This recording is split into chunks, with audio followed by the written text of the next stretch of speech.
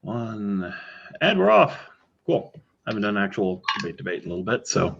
All right. All this, I intended this as more of a discussion. I don't have a real great answer to the question. Yeah. I guess I'd preface it with a couple things in case people aren't too familiar. I'm an agnostic / atheist, so I kind of live as an atheist, but like philosophically, I'm an agnostic. I don't claim to know, and I think there's a possibility of a divine being, or that, the world is a computer program, and so there's a programmer somewhere or something, right? So it's certainly possible. And so the question is, how would you know that?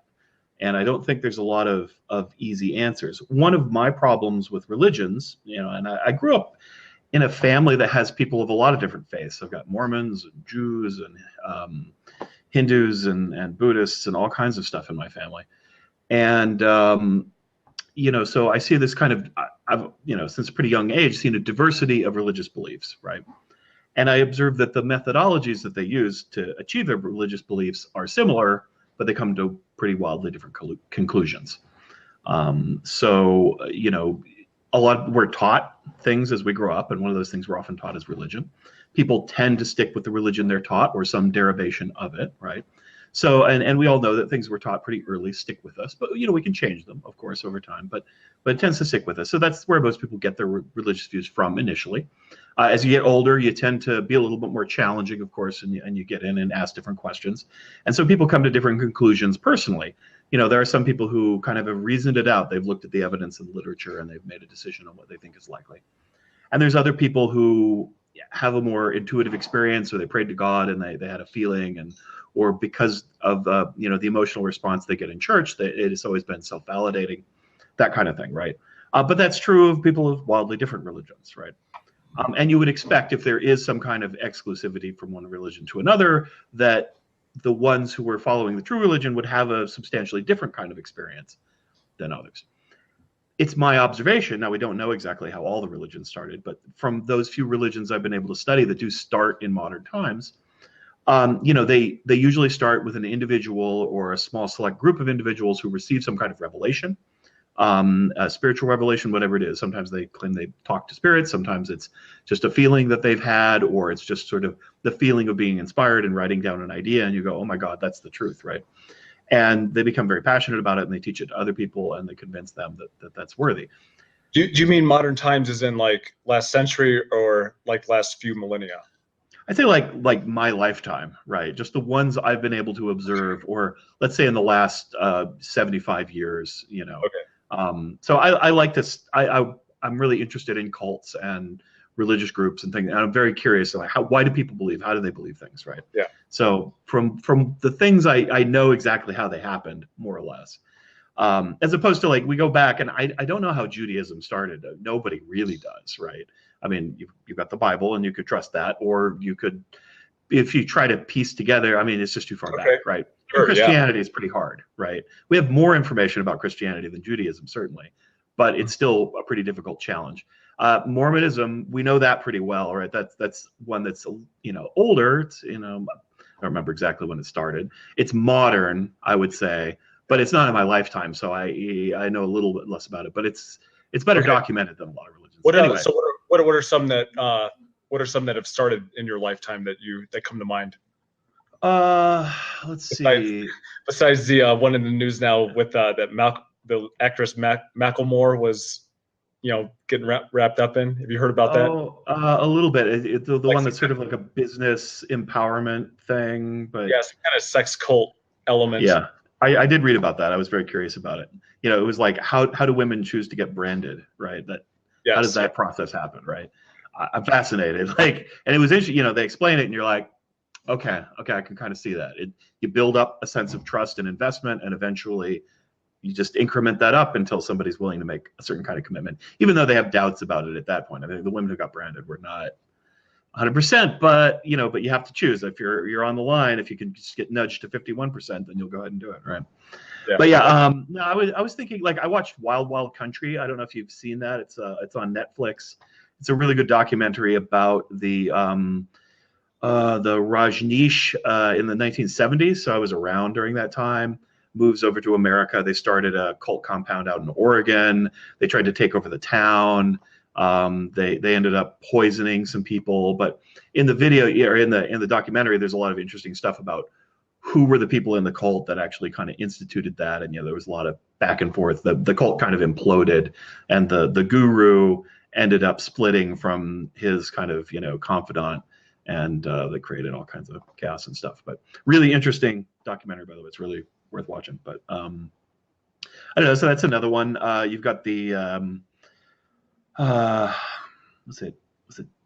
I'm bad with names. There were the Comet guys. Oh yeah, Heaven's Gate. Heaven's Gate. That's another one. I've wandered around the internet reading a lot of material from people who were in Heaven's Gate. That one's interesting because there are survivors of Heaven's Gate. Like, not everybody committed suicide. There were some people whose job it was to stick around and keep the website going.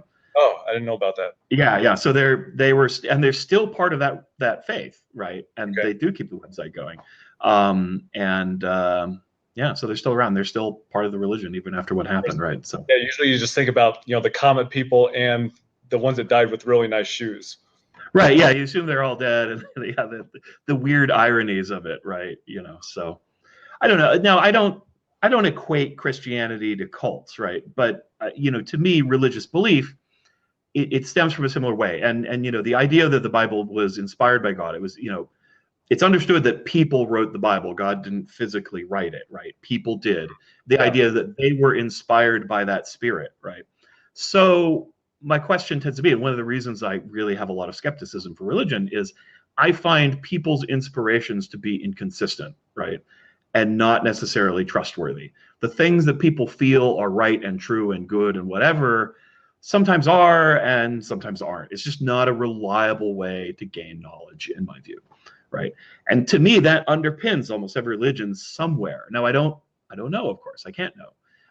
And I can't see inside their heads. So I can't, independently verify whether or not they really did get a vision from God or not. Right. But it becomes very hard for me. On the other hand, the thing I want to establish is science is not equipped to explore the supernatural. Science is equipped to explore the natural. If it doesn't follow a rule, science can't tackle it, right? It's just not, if you say there's a ghost that can transcend reality, how do you measure it, right? How do you capture it? How do you test it? How do you experiment with it? You can't, unless there are rules, right? So you can have paranormal scientism, right, which says that ghosts follow rules too. It's just they're different, right? They can, like if you watch Ghost Hunters, I don't know if you've ever watched any of those shows, they do have all these ghosts get energy from running water, and so they have to be around energy sources in order to manifest themselves. They have rules for ghosts, but they're all just kind of like theories they have, right? And the rules can change from sphere of thought to sphere of thought, right? Because what they are, how they interact, and what their purpose is. Yeah, because reproducible tests are just hard to come by in that world, right? So it becomes a very difficult thing. And that's the challenge with spirit and religion, right? Like, and some religious leaders have said, yeah, no, absolutely. If you follow my teachings and you do the things, you will achieve these outcomes, right? My observation of that coming true is pretty limited, right? Yeah. Okay. So let me just kind of declare my perspective and my position from where I'm coming from. So I'm a reborn Christian. I became a Christian when I was 22 years old. I was raised, and I guess we were in the church very early, and then kind of left the church because it was breaking down on some doctrines. I don't know if you'd say imploded. Eventually, it did implode because there were some unbiblical doctrines being implemented. Kind of stuff like if you wear glasses, it shows you don't have faith that God's going to heal your eyes, and so stuff like that. So when it started getting a little, when it started going into that direction a little heavier, my parents got out, and then I had 3 siblings, and so we were just kind of raised more with moral upbringing rather than spiritual direction for our more formative years, and I was agnostic. So I was agnostic and became a Christian after after a few experiences, but after kind of 4 years of really exploring and looking into and ultimately trying to do my homework on it. Now, when I say homework, usually we just think about cracking open a book, cracking open books and exploring what's out there. And I did. I mean, I looked at a lot of different things, a lot of different religions, a lot of things of the New Age spectrum appealed to me. But long story short, became a believer became a Christian because I personally felt, right, the feelings again, another man's feelings, but I personally felt that that God was speaking into my life and calling me and challenged me on who Christ was. And so just wrestling with that and finding a kind of a deeper spiritual confirmation in that, well, he is who the Bible says he is. And that kind of left the ball in my court of what I was going to do with that. And it's like, okay, I can reasonably accept this. Went from a place where it's like, I have no idea. And not only that, but being very opposed to just having someone else's ideas to transplant my own. It's like, I've got a great imagination. I can come up with a lot of other things. There's a lot of other religions that I'd rather just, if I'm going to pick one out of the barrel, there's a lot more fun religions than Christianity to choose from. So I suppose. And but ultimately it's a matter of like, well, what is the truth? Can I know the truth? And is this the truth? And so for my personal experience and my personal journey, I felt like, yes, it was confirmed enough to be like, this is a sound and reasonable thing to do to put my faith in Christ and to begin, walking that walk. The interesting thing about it is that in the Bible, so that's kind of where I want to come from in this debate, because it's kind of like, well, you can put different religions to the test, but in the Old Testament they talk about Moloch, which demands baby sacrifices, child sacrifice. Right. Well, let's not put that to the test, right? We don't need to sacrifice children to figure out like which gods are true or not. That's I'm not sure how you could tell from that either, right? I suppose we could think about it, but yeah, exactly.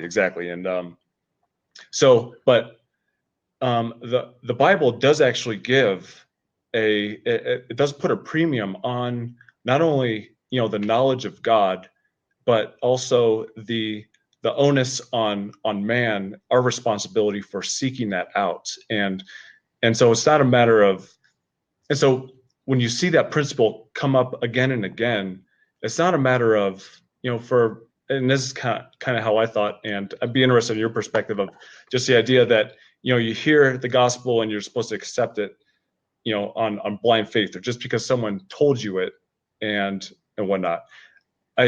That's not the way, from what I gather, that's not the way that it's supposed to go out. It's a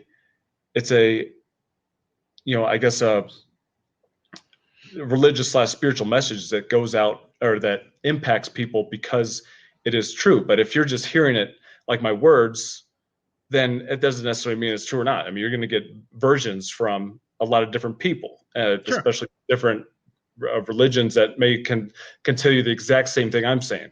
I had a great experience. It led me to become a Hindu.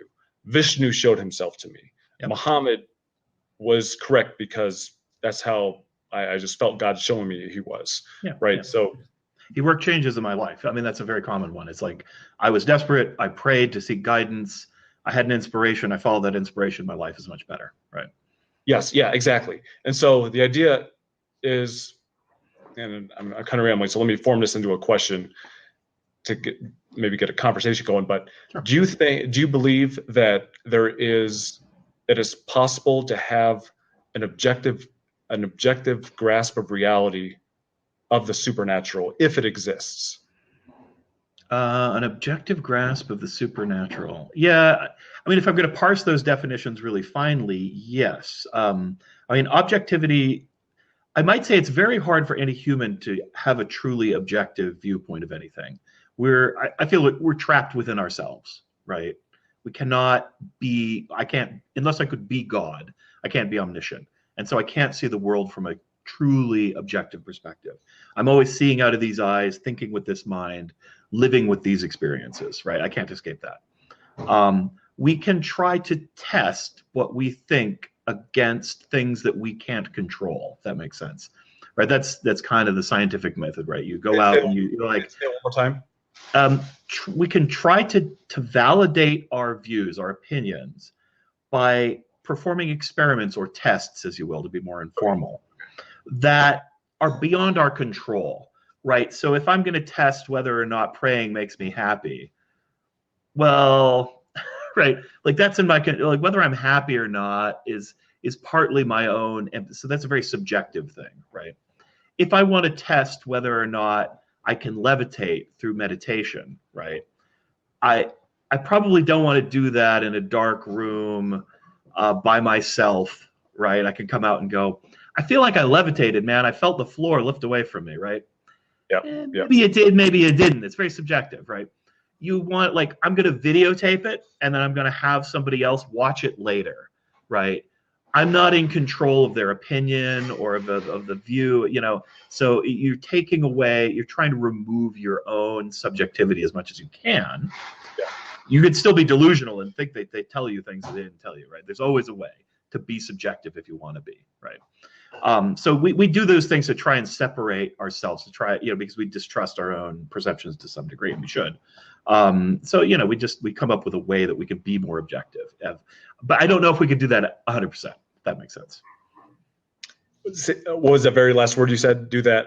I don't know if we can do it 100%. 100%. Okay, yeah. Yeah.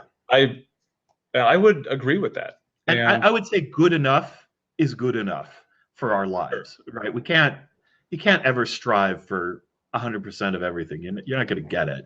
At some point, you're going to have to be, I'm satisfied with this. It's good enough to make a decision. I'm agnostic, but I live as an atheist because you have to make, to some degree, a choice, right? If I don't worship a God, then I am behaving in an atheist way, right? I'm placing my bet, as it were, on no God. So I live that, and so that's why I call myself both, you know, philosophically versus how I live. One thing I was going to ask you is what you think. You know, to me, faith is, to define faith is to say, I don't necessarily, I have some doubts, but this is how I'm going to live my life, committed to this action, even if I have some measure of doubt. Faith should not be understood to be, I have no doubts. You know, I mean, if you look like Mother Teresa, you know, someone renowned for her depth of faith, right? She had doubts. She recorded them in her diary, yet she always was committed to Christianity and to the Catholic Church. To me, that's what faith is about. But there is a kind of a question as to, like, when you make the commitment, like how much do you have to be convinced in order to then have the extra gap filled in with faith, if that makes sense. Yeah.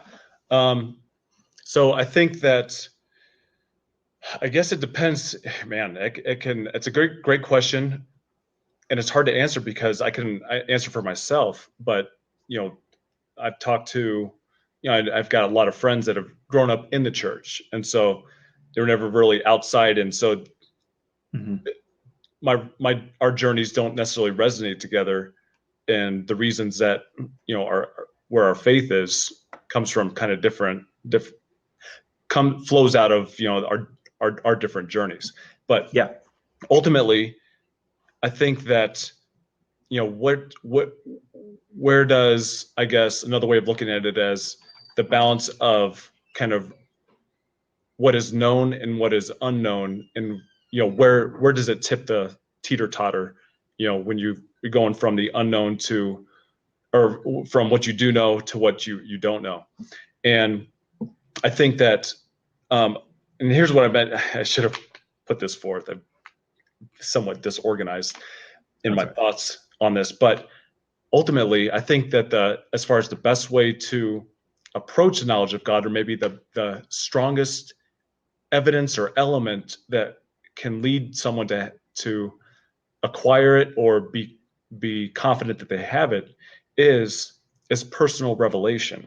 And not just, and that I think cuts deeper than an emotional experience of just like, wow, I felt really good. And so whatever kind of belief in my mind, whether it was the sun god Ra or Egyptian god Anubis or one of these, you know, pantheon of New Age spirits was speaking to me, and that's how I know that, and that's what I now believe. So I think there's a deeper kind of, when I say personal revelation, I mean an objective revelation of grasping what is the truth and what is the objective reality of this God, or of the potential God that may exist. And so for me, that was very important. In my journey, I'll just kind of speak to that it was, I'm looking for truth. I'm looking for what's adding up. And that's going to be, there's the different layers of our self, intellectually reasoning, because it's not a matter of, hey, just suspend your reasoning and just believe. That's the wrong way of doing it, because we have reasonable logical faculties. Sure. The question is, can you have enough platform to make a decision to believe something without fully understanding it? And in regards to the supernatural and things of God, I think that's I think that's okay thing to do. Well, you don't really have a choice, right? I mean, if God is the infinite creator of the universe, fully understanding him is probably beyond your power, right? Yeah, exactly. Great point. But what is within our limits and what is within our parameters of us able to do is understanding enough to what he may want us to do, or what she may want us to do, depending on sure. But what he may want us to do. So it's a matter of like, here is enough light for you to see, to take a step of, you could call it a step of faith at that point, but it's more of a reasonable step of faith. It's like, wow, I'm being shown, and I'm interacting with some kind of higher level force that's compelling me and making it known that or challenging me to take a step in this direction. Whether it's, for me at that point, it was grappling with who Christ was and whether I was going to believe it or not.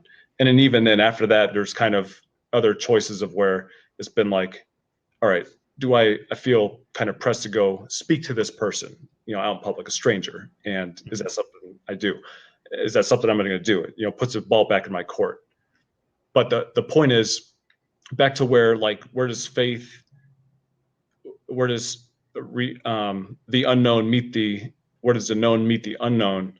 I think there's a certain level of, where you said it personally, of what is it that would make me act? What is it that would dislodge my kind of, I don't know, maybe my belief system to extend an action toward this, toward another. And I think it's personal revelation that's going to ultimately do that.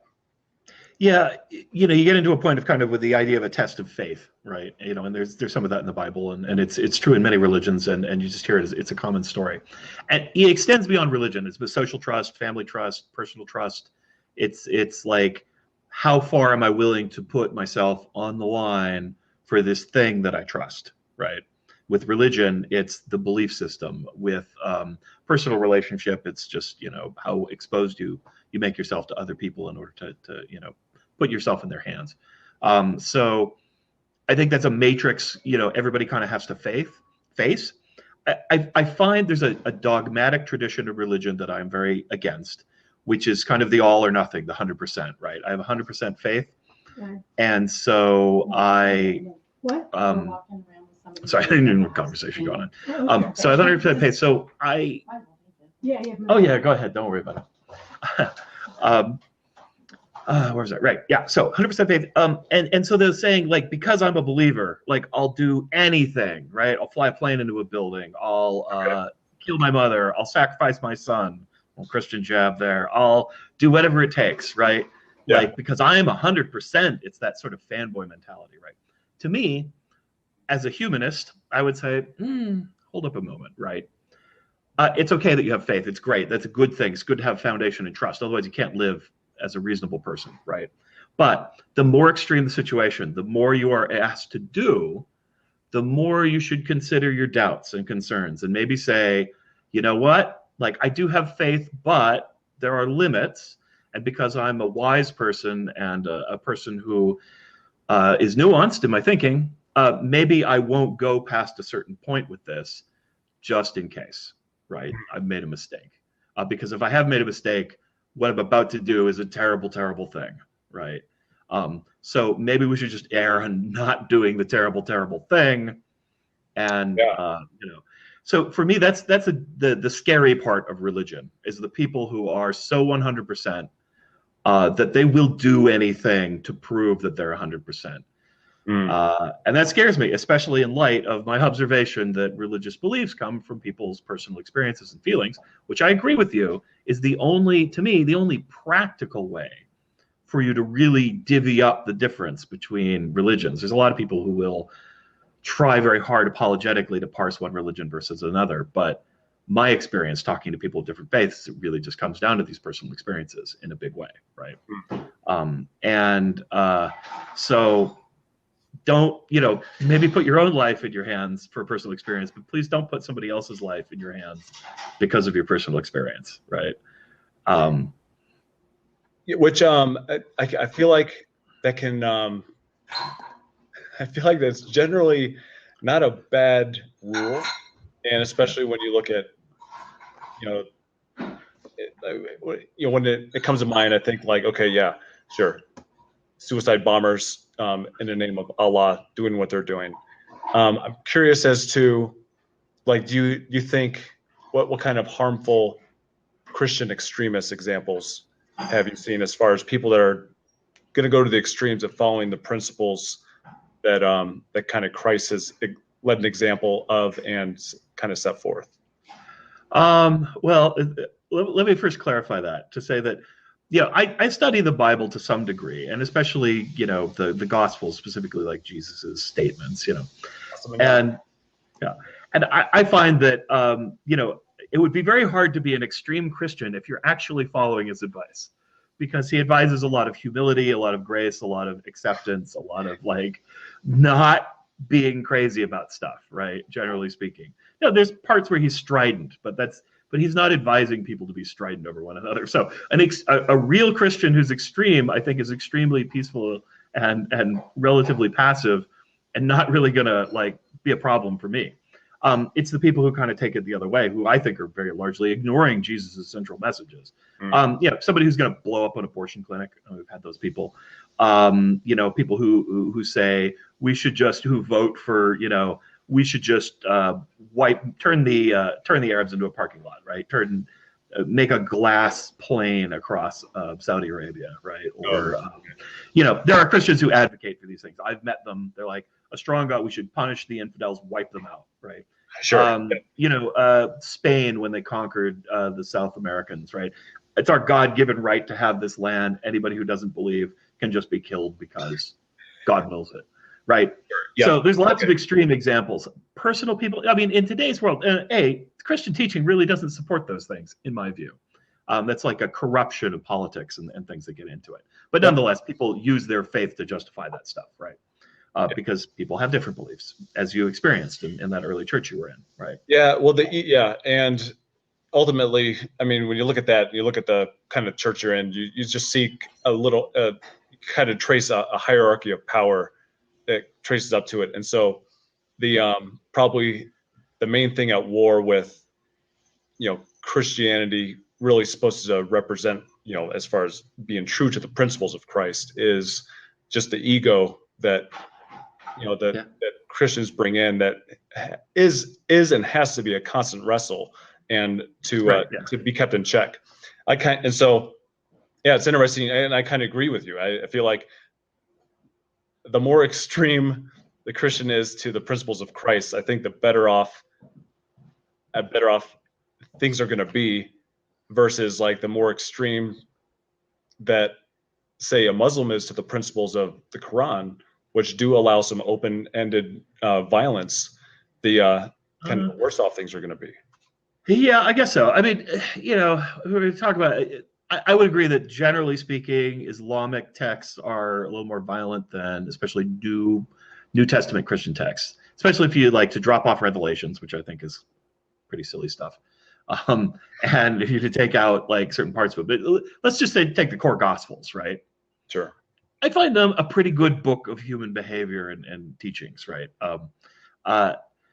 but it's where people, but there are parts of the Quran that are very lovely and are talk about peace and fair governance. I mean, at the heart, no civilization is going to try and develop itself as one that's crazy, rabid, and destructive. Like those people, there's been a few barbarian tribes or something perhaps, but generally speaking, it doesn't work out very well. Sometimes they're like, we're going to be peaceful, we're going to crush everybody else. That does get around, and you find a little bit of that in Islam, but. And core Christianity is very political, but Old Testament, and many Christians like to cite the Old Testament. Old Testament, different ball game. You could pull some very different messages out of there, right?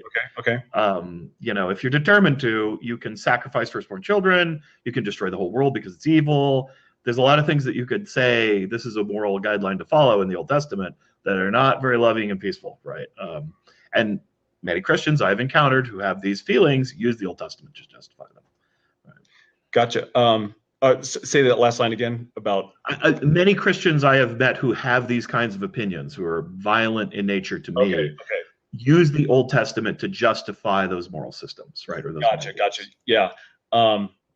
And man, I think you make a decent point, and I think that raises up certain questions. But a lot of situations where you're looking at the Old Testament, there's a lot of context specific, and not only are they context specific, but they're not necessarily the principles to extract aren't necessarily okay. If someone's worshiping another idol, then we've got to go stone them, even though that's what happens. That was one of the Hebrew laws. But you look at there's a bigger context specific picture of why all these kind of rules, some make sense as far as if someone murders someone, then they should die as well. I mean, I think that kind of is a little more reasonable to the mind, but there's some that don't make sense. There's some that are a little more outlandish, and they're just like, man, why, even as I explore these and people bring up the questions, it's like, man, this is kind of hard. It's kind of hard to just kind of explain away, and sure. And not that. And it's hard for me too, that as a person who likes to argue, right? So I have that impulse. B is a person who wants other people to be peaceful and loving and respectful, right? So half of me is like, please use whatever the nicest interpretation of the Old Testament possible is, right? Like, whatever you do, please see that as not a good set of behaviors. I don't care why you justify it, right? Please do that, Okay. On the other hand, sometimes there's a part of me that says, but it just doesn't make sense. That's not really what it says, right? So I don't know. I find that a little bit of a dilemma. I never want to convince people that the Old Testament calls for brutality, because I don't want people to think that's a good idea. I think it definitely describes, brutality, if you want to call it. I mean, it's not a pretty picture when the promised land flowing with milk and honey was flowing with a lot of blood in order to, before they took it over. To make room for those people, yeah. What's that? To make room for them, yeah. Yeah, and I think that theologically, I think there's good reason as far as like why that was carried out the way it was. Now, I don't think it does any justice to the situation to try to sugarcoat it and being like, oh, they just had to go there, and I mean, it was really a loving act because they were living in sin. So, yeah, that's the kind of thing that makes me go. I think there's a deeper cut with different angles, and and just for my personal studies and going from, from before being a Christian, reading that and just being completely offended and baffled to. Now, as a Christian, it's not like I'm like, oh yeah, that's great. That's exactly what I had to. It's almost like kind of a sobering, like, man, there's some it's sobering, somewhat kind of soul stopping stuff. That's like, okay, there's some very intense things going on there, and which fits in a bigger picture, but still doesn't make it. It's not what I visualize at night to help myself go to sleep. You might wish you moved there. To a degree, because I feel like there's very good lessons to pull from, because ultimately the Old Testament, in all the twists and turns of it, it's the wrestle of ultimately man's ego with God, and so you have you have these societies in the Promised Land that they had 400 years to turn from their ways, And that's just kind of the superficial explanation of it. It doesn't talk about the people that, that were probably part of that society that were trying to get things going in the right direction, but were probably killed off because life was so cheap. And not only that, but you have, widespread child sacrifice being practiced. And, just according to the Bible, this is the reason why. And so you have all these things, which is, child sacrifice is a super offensive act toward, to God. And so that was part of the wrath that was mounting up. And the Israelites, to be fair, after they took over the promised land, they end up doing the exact same thing and then getting booted out. I feel like that could be. It's hard. Well, we're discussing such a nebulous topic, so we kind of ramble on to different things. So, but it is relevant because it brings up the question of, how, that's one of those doubt things. Like, how do you deal with those things? Fair enough. For me as an agnostic, it's real easy. I just go, well, the parts that I think are pretty wise and are useful, I keep and I learn about. And the parts I think are silly, I discard, right? Or the parts that I think are kind of abhorrent, I chuck. As old, life in a brutal age gives you brutal moral systems, and maybe they make sense in a brutal age, right? But they're not lessons for me today, so I don't need them. They don't have to be sacrament or sacred. They could just be historical, legends, right? As where if you're in the faith, you gotta prove that you're in it, right? But then again, if we look around the world, how religious groups are always fracturing, right? They're forever inventing new variations on their beliefs and new interpretations of these passages and what they mean and how literally you have to take them, or how figurative they are, or different ideas about them, and those can lead to entirely different religious groups.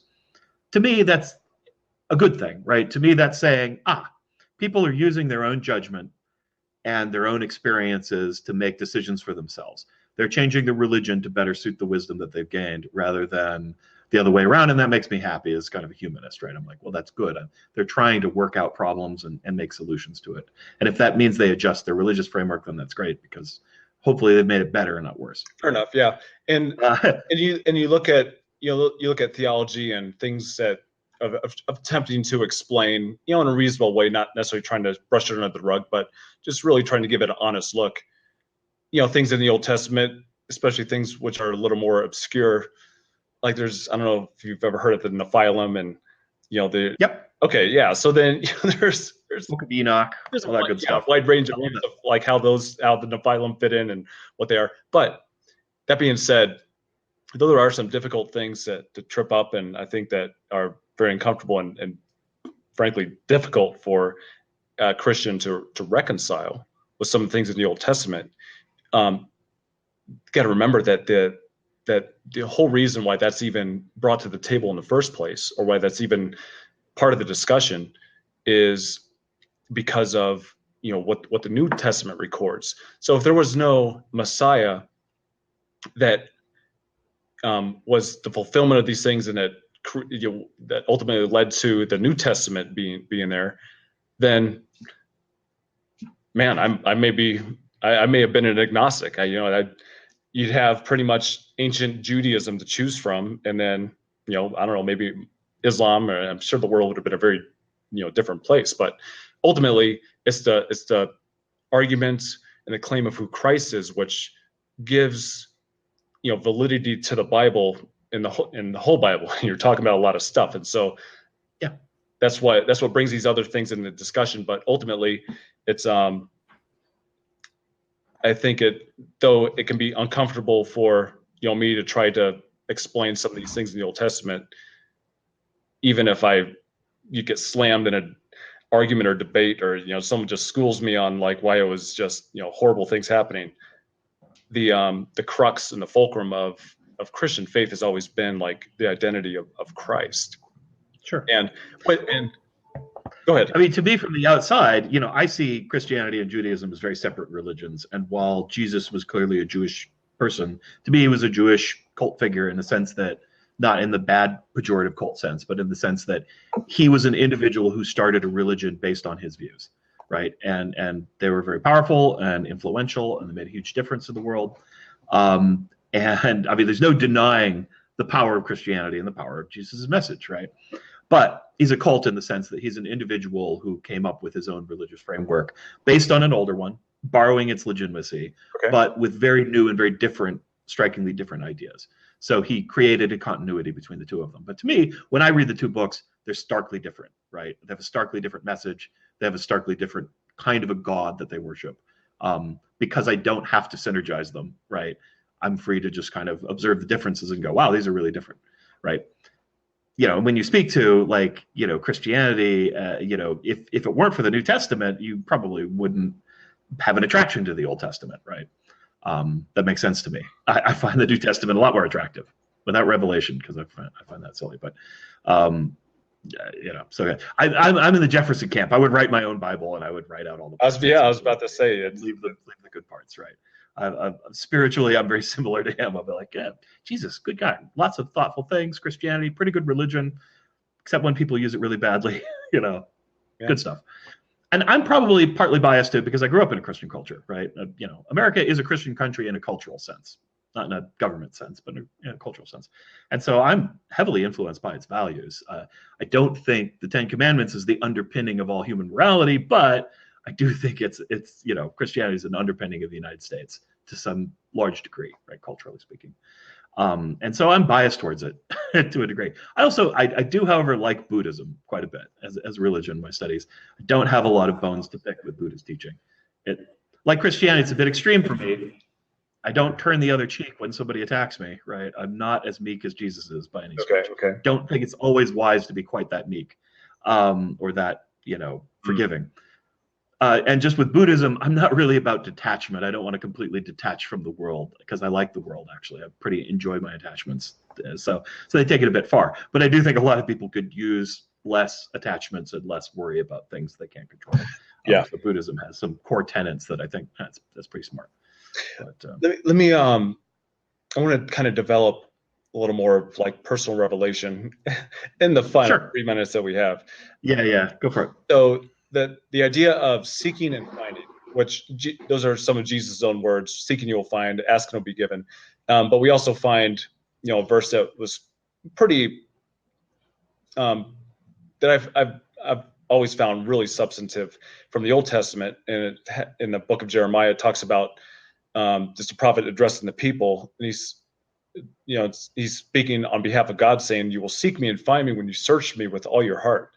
And so, when we look at the title of our discussion, what is the best way to approach a knowledge of an alleged God?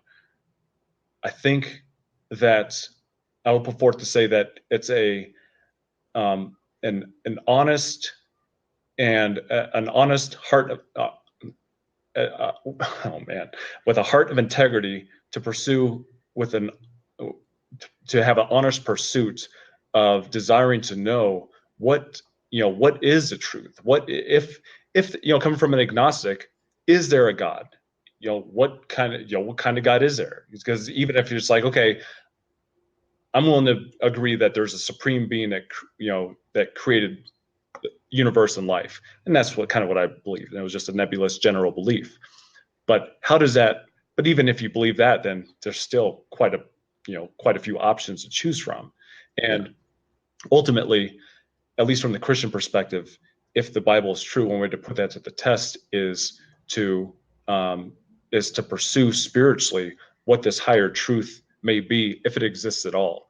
And so when you talk about praying, prayer is, I think, an effective and essential tool of that, but it's not necessarily like, okay, I pray for some happiness. I feel happy. Ooh, maybe I'm onto something. But more so the prayer of